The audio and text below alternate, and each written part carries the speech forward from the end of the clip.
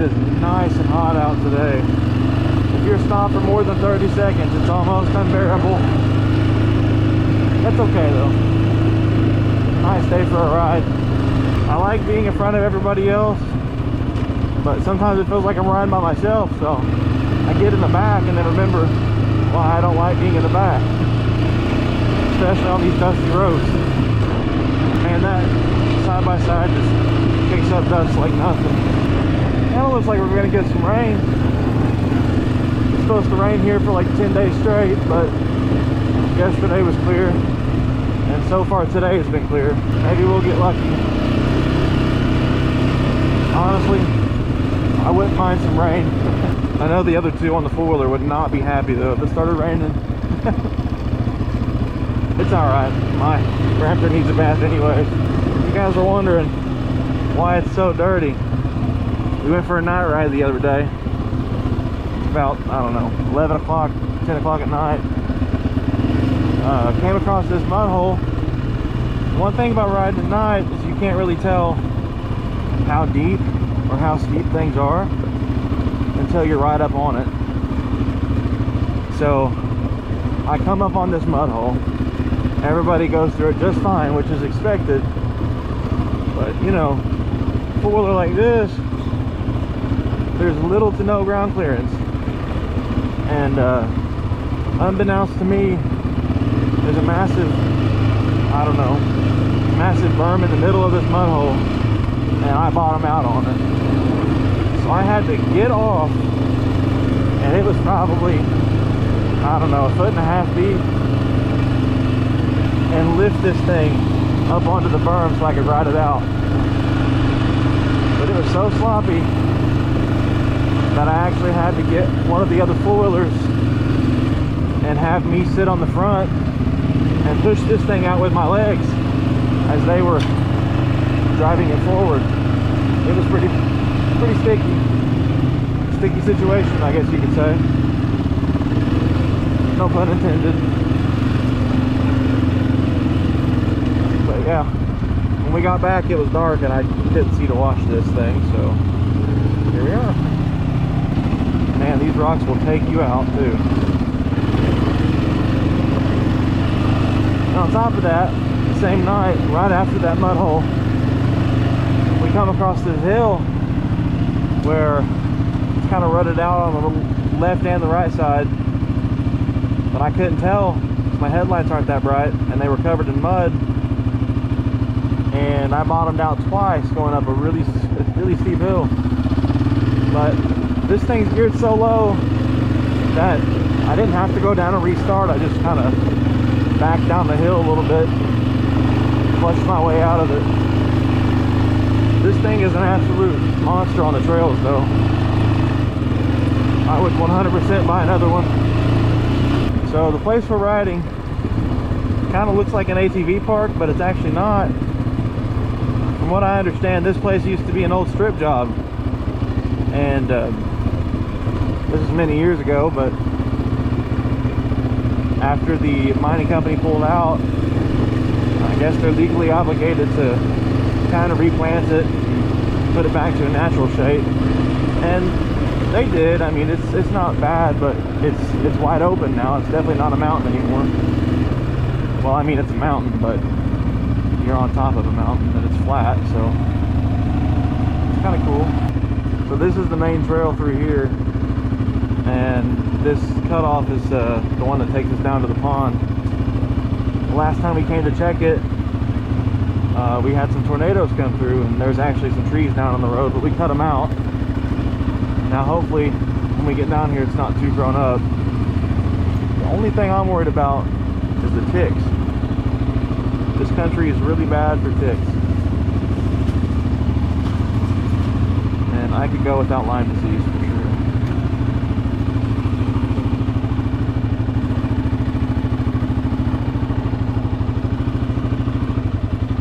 Poor tree. Sorry tree, forgive me. Oh, he's good. So we're just going to ease our way down through here. It's pretty bumpy, which like I said, this isn't an ATV park, so none of these trails are maintained.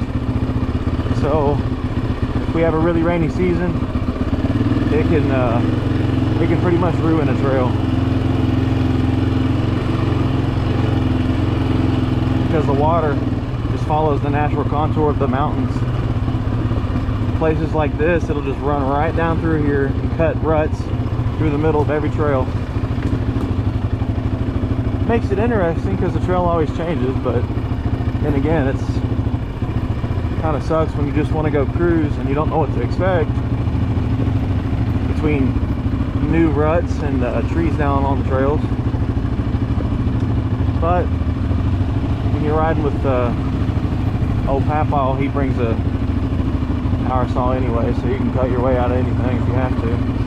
Now, the last time I was at this pond, there was a lot of fish just chilling, like on the surface and swimming around. I don't know what they were. I'm not the fish guru.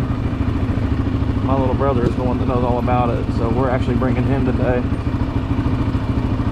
And hopefully he knows how to fish this place. It's brand new to him. I don't know anything about fishing, so I didn't know what to tell him to bring. There's definitely bass, and there's definitely bluegill. So we'll see what we can find. This trail is definitely not frequented by anybody, but somebody knows about this spot, because when we get down here, there's actually a bench. Somebody built a bench right next to the pond. So not sure who's got that much time on their hands, but I love it. Wish I had those problems. If it weren't for Papa in front of us here, I wouldn't know about many of these trails. He's a big time hunter and outdoorsman in general. He knows all the good spots. It's honestly kind of hard to go riding without him, because since I was like 7, I've been riding, but then again, I've just been following him. So he knows where to go. I do not. I know a few, but not to the extent that he does. He could probably take us into a different state from his backyard if he had to. And that's the great thing about the Appalachian Mountains and the Kentucky area, is that there's just so many trails. You could ride for days and never touch the same trail twice. Fun fact, I've been riding since I was 7, never been to an ATV park before. Now, I'm not opposed to ATV parks, I just haven't had anybody that I could go with. So if you guys are in Kentucky, let me know. Be sure to leave a comment. And yeah, if anybody wants to take me to an ATV park, I'm down. Great thing about these mountains is there's really no other traffic, and you don't have to worry about running up on somebody else on the trail. Obviously, you always want to keep your head on a swivel. You never know what you might come across. You don't want to rip it down a blind curve if you've never, been down that road or haven't been there in a while. Like I said before, you could run across a new tree down or a new ditch or a person. There are people that, live in these mountains. Well, they don't live in the mountains, but they travel these mountains just like we do. But on the great side, there's no membership fees, no entry fees, no ATV park police. I don't even know if those are a real thing or not. There's no speed limits. You never want to ride beyond your own ability anyways, but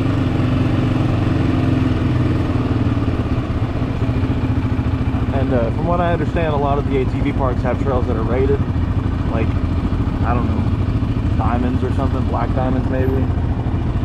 And the thing about these trails is, like I said earlier, it could change from one season to another and can be completely impassable. You just never know what you're going to find. Like this, you can tell water comes all the way down through here when it rains and just washes this out completely. Me sitting up here looking at it, it's kind of disorienting because the shape of the mountains, and I can't really tell how big these rocks are unless I'm right up on them.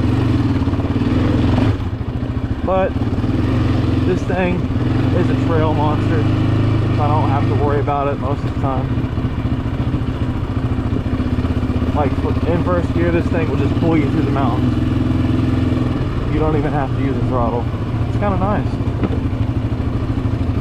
I'm not saying it's a beginner bike by any means, but if you're looking at this versus the YFZ 450, I've never driven a YFZ 450 before, but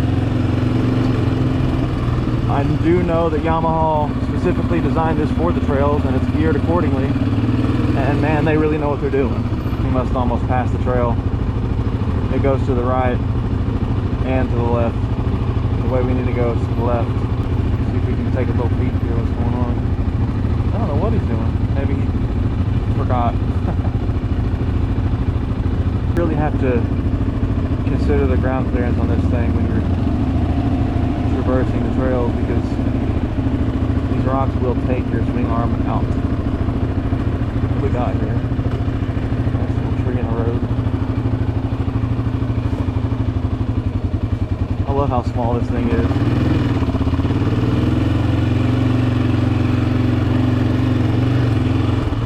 See, even that rock right there will probably hit my swing arm, my rear axle. But yeah, so here we are approaching the pond. Hopefully we can catch some good fish. We've got Crocs on currently, but we're going to switch to some actual tennis shoes. It's a little grown up from the last time we came. We're on our way back out. Caught a couple bluegill. I'm sure there's bass in it. My little brother caught a little bass, but we decided we was going to head out. We found 3 ticks on us in a matter of an hour or so. It was a beautiful spot to fish. We had some rain roll in on us, but it was light.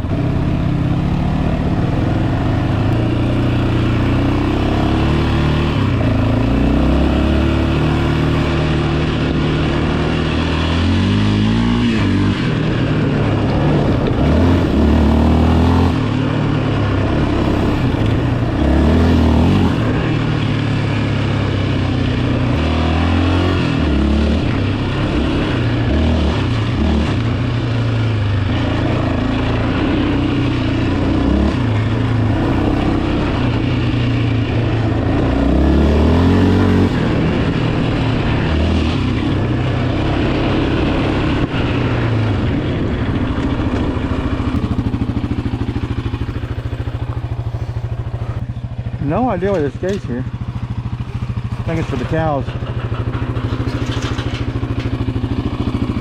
There's lots of cows up here.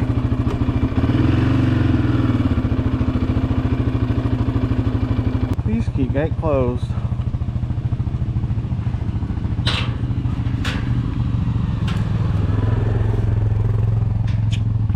Tip, please. Oh, it's hot in here. All right.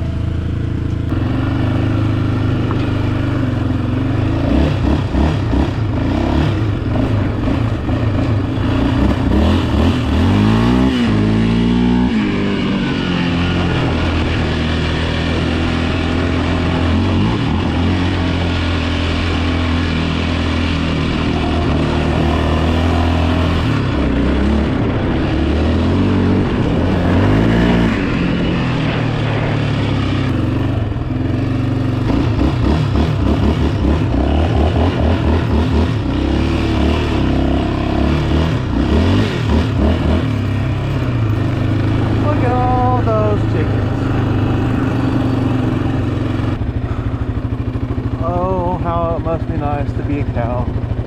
No bills, no stress, just grass everywhere, as much as you can eat, dude. It's my spirit animal for real.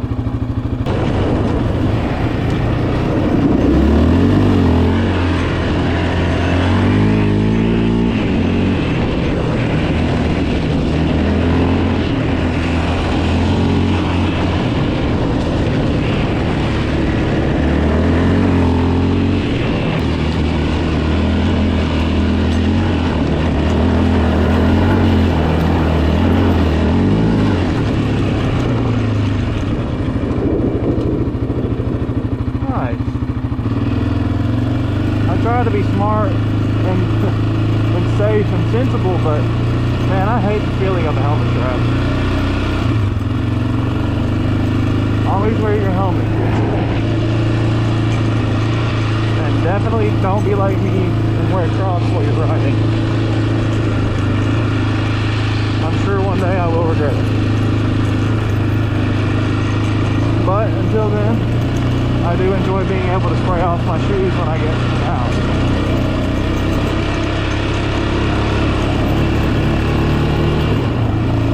I could probably give you some good riding boots, but I don't know. I just feel like I'd ruin them the first day that I wore them. You guys let me know what you think. Do you guys wear a helmet? Do you guys wear safety gear of any kind when you ride?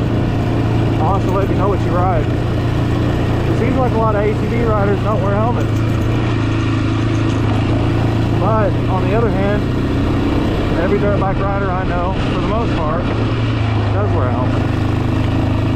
And that's not to say that dirt bikes are more dangerous. I mean, you can always, you know, fall over with them. But you wreck a four-wheeler,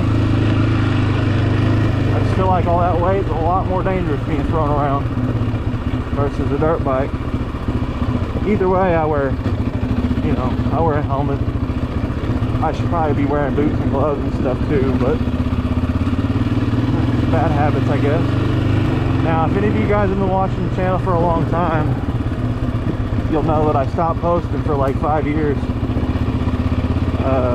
Well, this is the same four-wheeler that I bought 5 years ago, and it's been a great four-wheeler for me. I mean, only thing I've done to it is general maintenance, you know, your oil changes and whatnot. It hasn't really given me any problems.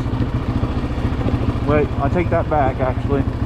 I did have to replace the fuel pump after like 60 hours of riding. I didn't ride it that much. Definitely not enough to have to replace anything on the bike. But apparently that is a common flaw with Yamaha's ATVs, from what I've read on the internet. But on the weird side is that I go to these ATV shops and they don't know what I'm talking about, but it's all over the internet. So who knows? Long story short, I did not go with OEM. I actually replaced it with, I think it was an all balls replacement, and it's been good so far. It's a little louder, like when you hear the initial, when it starts to prime, when you turn it on, that is a little louder than it was, but this doesn't seem like the bike's running lean. It's got all the same power. It's been good to me. Now this part is rough. Wow.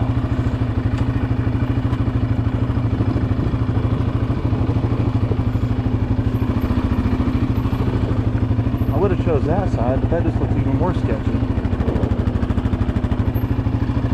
And that is rough, dude. This used to be like a 4-lane highway up through here, and now it's almost not even drivable. We came up this the other night, and oh my god, that was a mistake. We hadn't been up here in a month, and it's just so weird how much this trail changes in a month. You get a good couple rainstorms, it'll be a different trail. You can see how even the little shallow stuff that's already here, when it gets a bunch of water flowing down through it, it just cuts the trail right down the middle. That's where these ruts come from.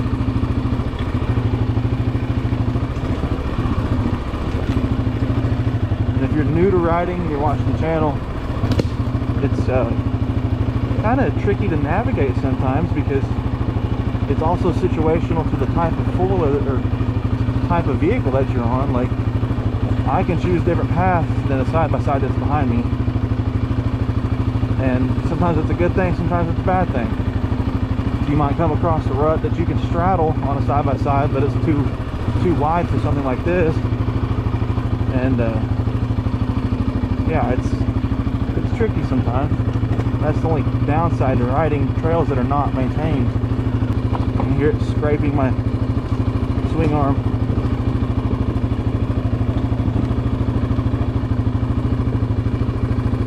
Trails are very unforgiving. I mean, I have been passenger on a four-wheeler coming down this hill. Actually, it was a little farther back up that way, but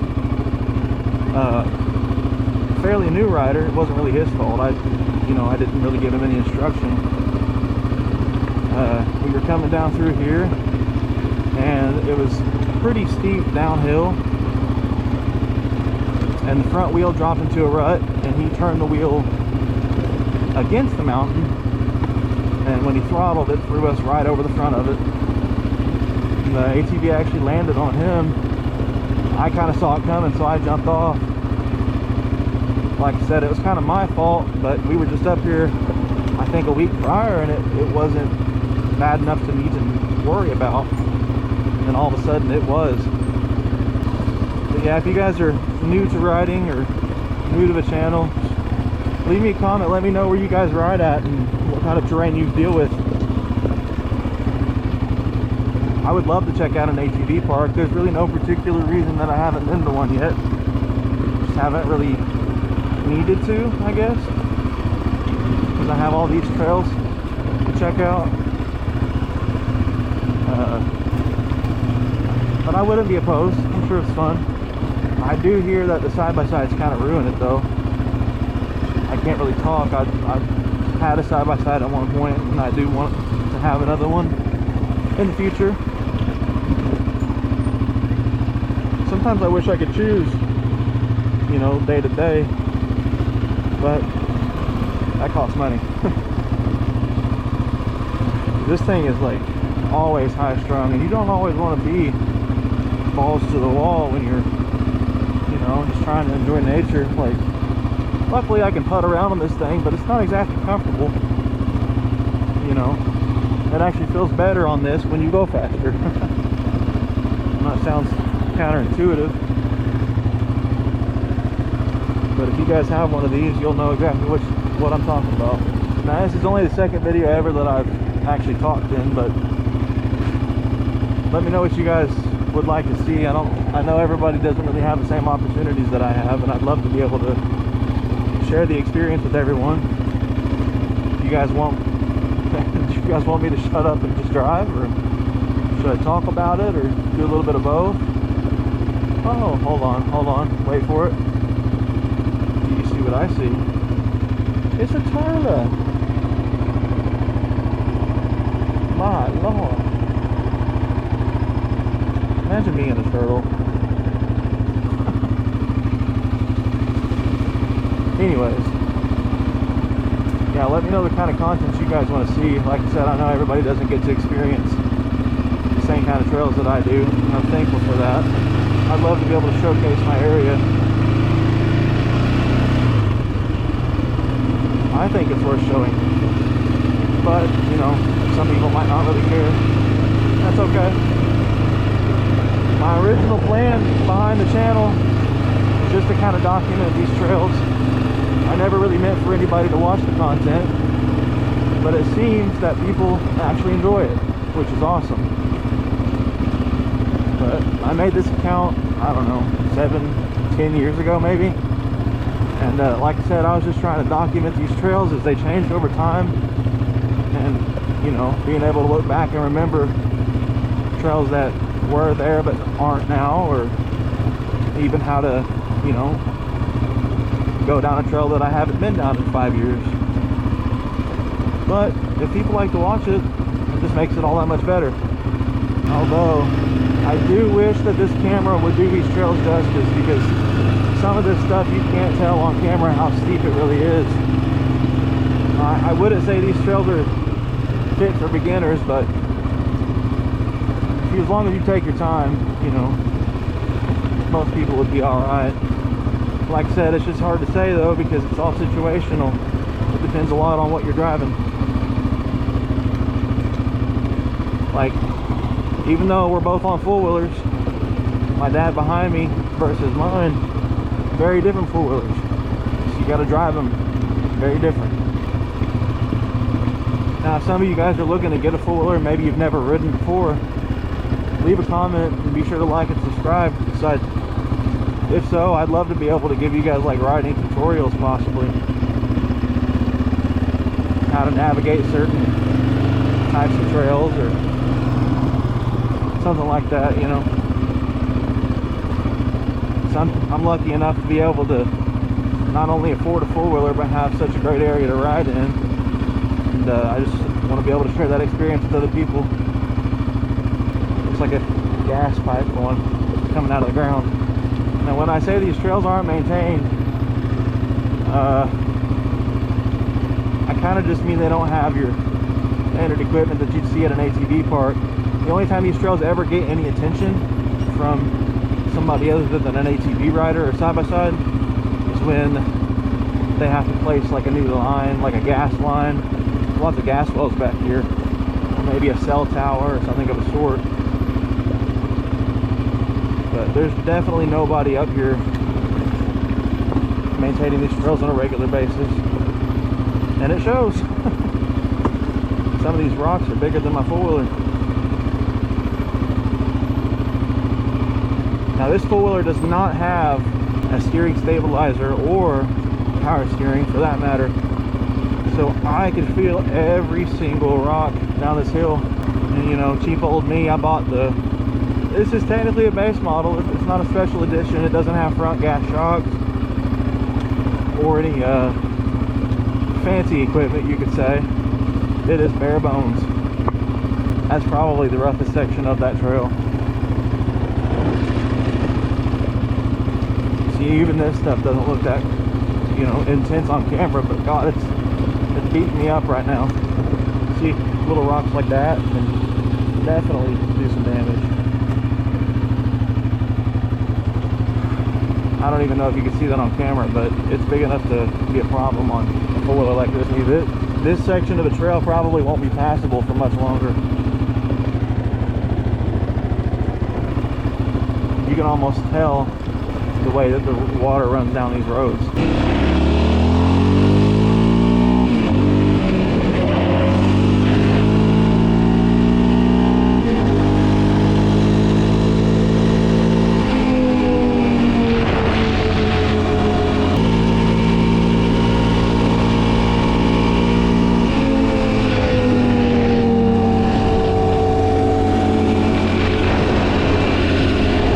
Baby, that's my tow rig.